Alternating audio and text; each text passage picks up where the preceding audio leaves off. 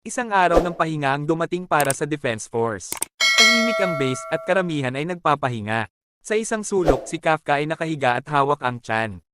Masyado raw siyang kumain para pakalmeyan ang kaba sa dibdib niya kaya ngayon ay nagrereklamo sa sakit. Samantala, sa labas ng base may dalawang sundalong hindi mapakali sina Iharo at Ichikawa. Nagtanong ang isa kung ano kaya ang ginagawa ng Vice Captain kapag walang trabaho. Ang isa naman ay nagsabi na baka nagsasanay pa rin ito. Sumagi rin sa kanilang isip na marahil ay may tinatagong sikreto ang opisyal. Nagkatinginan sila, sabay nang umiti, at doon nagsimula ang kanilang maliit na misyon. Tahimik nilang sinundan ang kanilang target, Soshiro Hoshina. Kilala ang Vice Captain sa bagsik at bilis sa laban, isang tahimik at misteryosong tao na nakakatakot kapag nasa field. Pumasok ito sa isang convenience store at maingat na sumilip ang dalawang baguhan mula sa kanto. Inaasahan nilang baka armas o training gear ang bibilhin, ngunit ang kinuha nito ay isang limited edition snack na mahirap hanapin. Para pala iyon kay Mina, ang kapitan.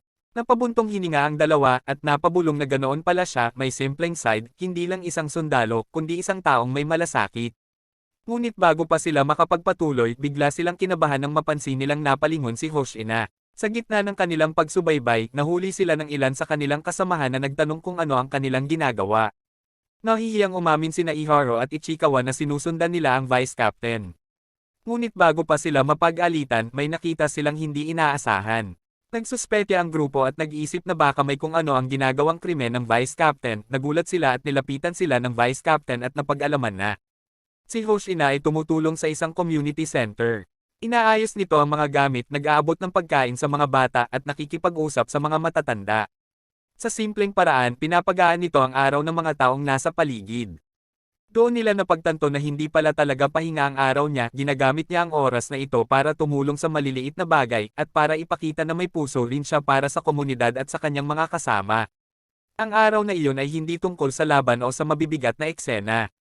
Bagkus, ipinakita ang personal na side ni Soshiro Hoshina, isang sundalong hindi lamang malakas at mabilis, kundi may malasakit at may kakayahang magpatawa at magbigay ng ginhawa kahit sa gitna ng hirap. Episode 0 pa lang ng Season 2 pero punong-puno na agad ng drama, tensyon, at bagong misteryo. Mukhang mas lalalim pa ang laban ni Kafka dito. Kaya kung gusto mong masundan ang bawat kwento, subscribe na dito sa Anime Kwento Hub. At i-click ang bell para updated ka sa mga anime recap sa Tagalog style.